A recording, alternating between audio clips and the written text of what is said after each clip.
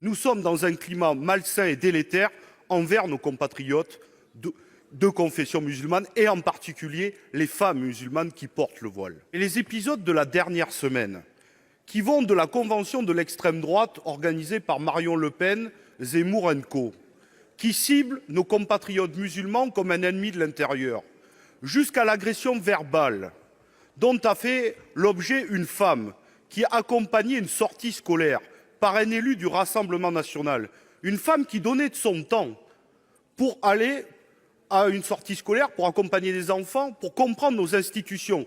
Je puis dire que c'est d'une radicalité républicaine.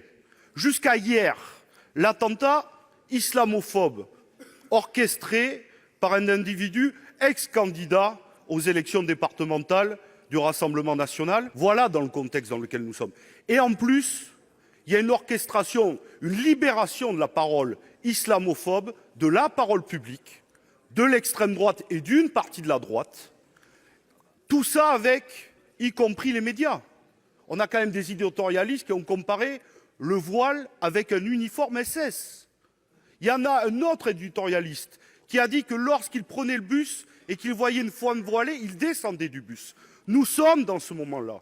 Il faut arrêter cette stigmatisation parce qu'elle renforce le communautarisme que vous voulez ou que vous voulez censé combattre. C'est la même pièce, les mêmes côtés. Cette haine et ce rejet de l'autre renforcent la stigmatisation, le repli sur soi et le communautarisme.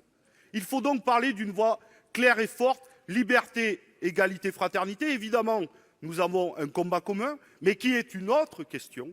Et moi, par rapport à la société de vigilance qui conduit à une société de délation, je préfère une société de confiance et du vivre ensemble qui veut vers un monde de paix. Je vous remercie, Monsieur le Président.